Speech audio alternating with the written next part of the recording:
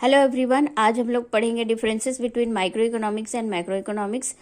सबसे पहले हम लोग देखते हैं कि माइक्रो इकोनॉमिक्स क्या है एंड मैक्रो इकोनॉमिक्स क्या है। माइक्रो इकोनॉमिक्स जो होता है वो एक इंडिविजुअल इकोनॉमिक यूनिट को डील करता है। Individual economic unit in the sense that एक इंडिविजुअल पर्सन के इकोनॉमिक यूनिट को डील करता है। इंडिविजुअल पर्सन का डिमांड हो गया, इंडिविजुअल पर्सन का या इनकम हो गया, उसकी जो कंजम्पशन हो गए, उसको डील करता है। एक इंडिविजुअल सिंगल इंडिविजुअल यूनिट को डील करता है micro economics.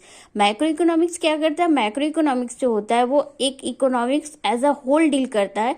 As for example एक पूरी कंट्री के इकोनॉमी को डील करता है। ठीक है, तो मैक्रो जो होता है वो एक पूरी कंट्री की इकोनॉमी को डील करता है और माइक्रो जो होता है वो एक सिंगल इंडिविजुअल इकोनॉमी को डील करता है। माइक्रो इकोनॉमिक वेरिएबल्स जो होते हैं, यानी कि माइक्रो इकोनॉमी में हम लोग किन किन चीज़ों के बारे में पढ़ते हैं, तो consumer demand, producer equilibrium and producer revenue, producer income, इन सब चीज़ों के बारे में हम लोग पढ़ते हैं। ठीक है, मैक्रो इकोनॉमिक्स वेरिएबल में हम लोग क्या पढ़ते हैं? मैक्रो इकोनॉमिक में हम लोग पढ़ते हैं aggregate demand, aggregate as in the sense as a whole.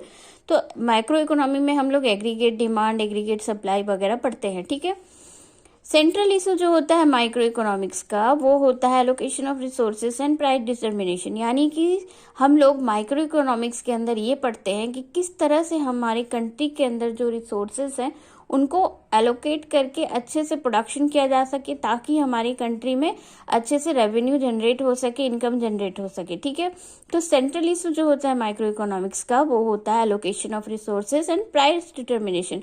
Price determination in the sense कि प्रोडक्ट का प्राइस किस तरह से डिटरमाइन किया जाएगा, ये हम लोग चैप्टर्स में पढ़ेंगे। ठीक है, central issue of macro economics जो होता है वो होता है overall level of output and employment.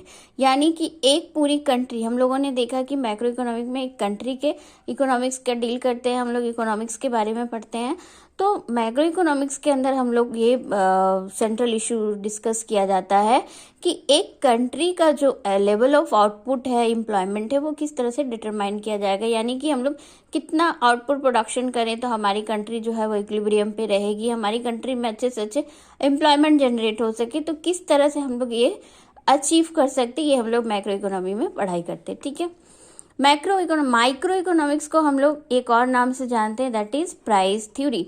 तो माइक्रो इकोनॉमिक्स को हम लोग प्राइस थ्योरी भी बोलते हैं और मैक्रो इकोनॉमिक्स को एज क्या बोलते हैं हम लोग? Income theory. माइक्रो को हम लोग प्राइस थ्योरी बोलते हैं एंड मैक्रो को हम लोग इनकम थ्योरी बोलते हैं। ठीक है, माइक्रो इकोनॉमिक्स जो है उसमें हम लोग इंडिविजुअल कॉन्सेप्ट को डील करते हैं, इसीलिए एक स्मॉल कॉन्सेप्ट है।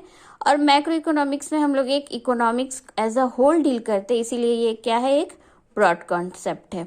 ठीक है गाइस, आई होप कि आप लोगों को ये समझ आया होगा micro economics and macro economics. अगर आपको और भी टॉपिक्स मेरे देखने हैं तो प्लीज़ मेरे चैनल को सब्सक्राइब करिए।